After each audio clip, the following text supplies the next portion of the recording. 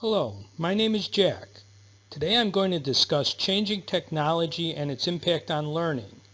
This presentation examines the traditional learner and their views of changing technology and compares it to what is taking place in a youth-oriented, digital-age learning environment. Personal computers have been in existence for about 40 years.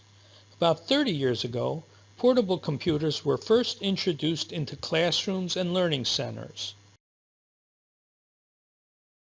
Laptops and other mobile computing devices started being introduced into professional and educational fields in the mid-1990s. The Internet, along with free and open access to the World Wide Web, came into existence in the late 1990s. Social networks have only been in widespread use for about 10 years. Over time, computing devices began to merge into a single ubiquitous mobile unit. In the meantime, social networking contacts were combined with a broad range of data sources and other forms of information to create personal learning networks. With the creation of affordable, augmented, and virtual reality apps that are designed or can be adapted for learners, it is incumbent upon instructional designers to take advantage of this evolving technology to engage learners and to present information in stimulating new ways. Gamification is yet another possible strategy for stimulating learners to take greater interest in content. Warren Buffett is one of the richest men in the world. Sometimes referred to as the Oracle of Omaha, Buffett is considered by many to be the greatest investor ever. Buffett proudly admits that he doesn't own a smartphone, nor does he use a computer, and he's only sent one email in his life.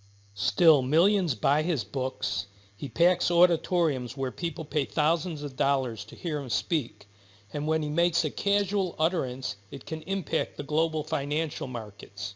Buffett illustrates that when it comes to education and the dissemination of information, the traditional learner understands that innate wisdom in its simplest form takes precedence over technology and special effects presentations.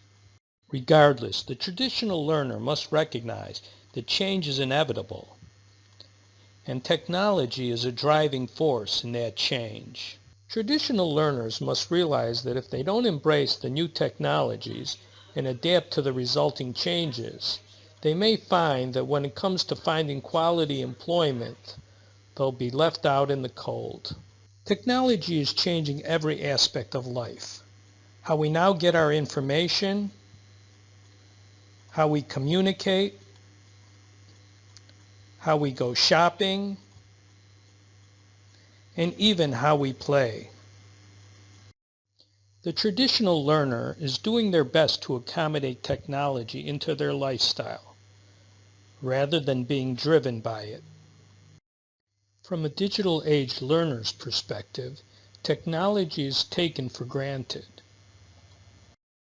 Social networking for this group seems as natural as talking.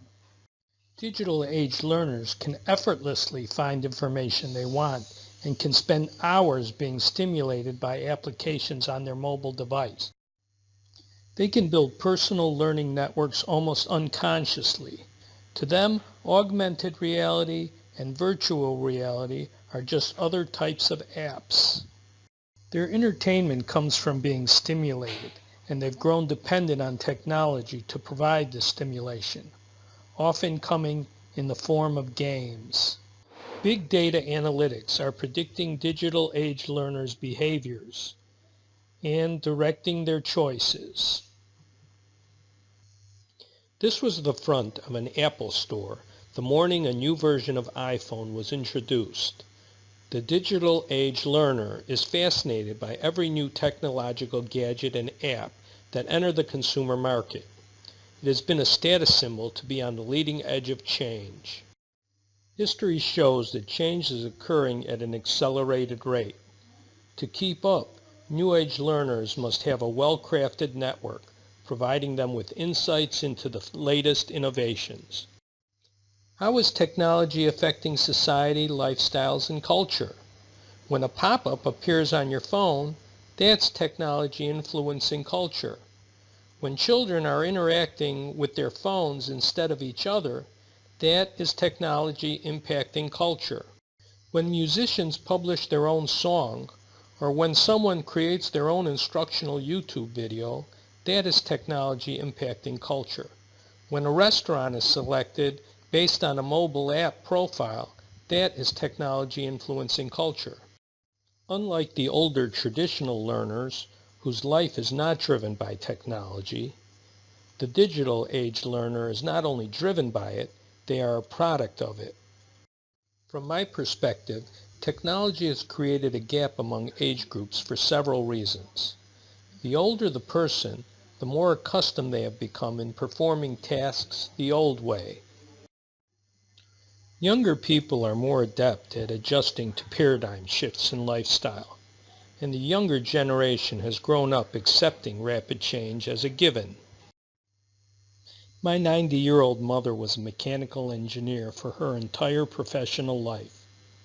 For 40 years she did mechanical drawings manually on a drawing table. 20 years ago, to keep her job, she had to learn CAD, a computerized engineering app.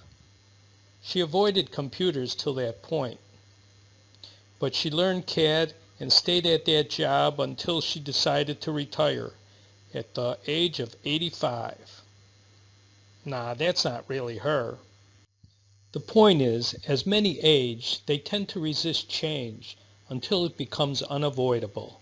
Future educators will have to train the older workforce who are losing their jobs to technology. Although pedagogic methods must incorporate older people's lack of technical skills, it is the older learner who will be required to put in the lion's share of effort.